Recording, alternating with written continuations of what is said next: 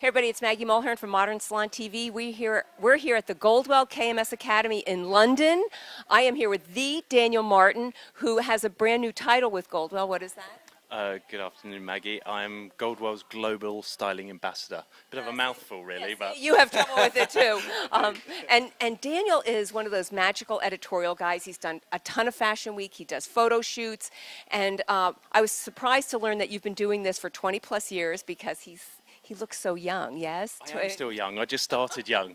Don't make me feel old, Maggie. Come on. Well, believe me, you're talking to me, so how old can you be? Okay, so I was so impressed because we looked in Daniel's suitcase, and he has like these crazy amounts of brushes, and he says this is just a fraction. So you've been here doing photo shoots, you've been training with the Color Zoom creative team, and we started talking about brushes, and I said, how many brushes should an editorial stylist have? And your answer is the absolute minimum is? Probably about 20 minimum. Yeah. But, I mean, I'm not saying it's fundamental that you have to have 20. If you have 5 brushes and you can create every style with those 5 brushes, roll with that. But I personally, the amount of different hair types, the amount of different hair qualities, textures, lengths, it goes from size to bristle strength to what you want to create. Okay, so let's go over this, and you should know he came in here with oodles of suitcases, and I said just bring out the one brush kit that you think is the most important to have, and tell us your favorite brushes and why, and which brushes every editorial stylist should have. Okay, I mean, where do we start, Maggie? I mean, I've got bundles in. Shall I just pour them out onto the table and pick them through? So a quick brief over. So ceramic ones for super fine hair, paddle brush for brushing through long hair. 3 types of kind of finishing brushes, from a stronger bristle one to a lighter metal one, good with extensions as well, larger version of. Ponytail brushes, vent brush, another ponytail brush, except that's also a finishing brush, all different bristle lengths. And then, do you want me to just pour out all of these? In fact, just kind of zoom in on these and then look at the kit here. It's not as neat as it normally is. I'm a little bit disappointed in myself. It should be cleaner than this. No, but this is so impressive. All right, so which brush, you know, if somebody came to you and said, I can only have room for 5 brushes, I'm going to do a photo shoot, which would be your 5 must-have brushes? Okay, so we've got a definite finishing brush. We've got a definite ponytail brush. Let's go with the medium strength one, because they're all for ponytails, but it depends on the hair type. But I want you to be intricate. Yeah, I want you to explain like what makes these finishing brushes. Okay, so the difference between all these finishing brushes, or ponytail brushes should I say, is the bristle. So we've got one that's really, it's all boar bristle, but this one's like super stiff. So this is great with afro black hair. This is great with someone with really thick curly hair. Somewhere where you really need to get grip and tension into the hair. This is my go-to.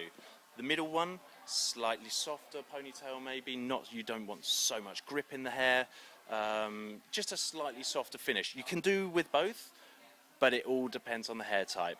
This one, I love doing ponytails on really fine hair because it doesn't over-tension the hair. Sometimes when you over-tension the hair, especially with fine hair, it actually looks dirtier and not as clean. And because it's black, I want you to just kind of hold it up. We'll turn it around so people can see. And the density, how important is the density? So it's dense in the bristle, but it's the actual bristles softer. If you actually go through and feel them, Maggie, you should be able to feel the difference between all of them, from a stronger bristle to medium to softer. Yeah. And this one also as well, apart from great for being great on fine hair or thin hair for a ponytail, whether it's a strict ponytail or a soft ponytail, it's also great for finishing hair. And if I want to put a little bit of hairspray directly onto it and then brush that over, kind of gets rid of those flyaways without disrupting the hair too much. Okay, so proceed. What else should we have? We've got ponytail, let's go with the middle of that, finishing brush, definitely a vent brush, everyone should have one. Why?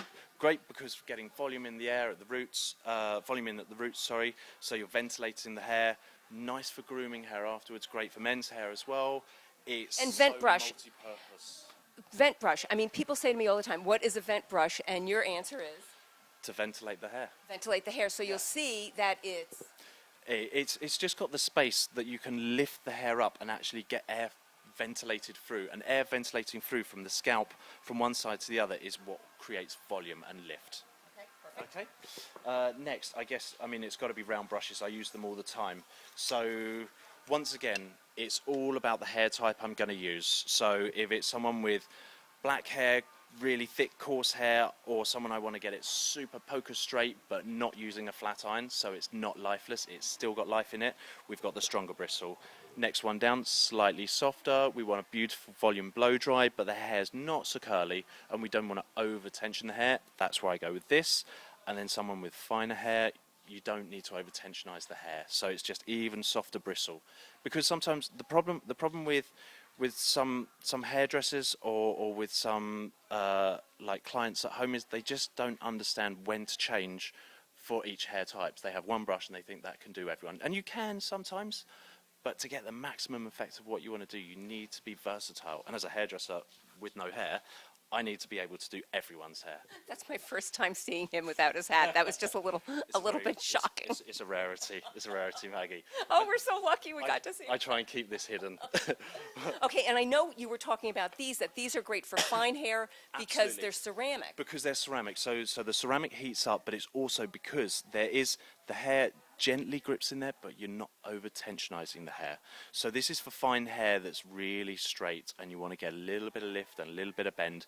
This is going to help you do it. This isn't going to particularly work so well on someone with really, really thick, coarse hair, because you won't get the same tension as you need in a boar bristle to really stretch the hair. It's all about what you're doing to the cuticle. You know, are you really stretching it out, or are you actually trying to just gently open the cuticle and make it come to life? And what we also learned earlier, we did a video that you always use, or you usually use, a different brush on the roots from the ends.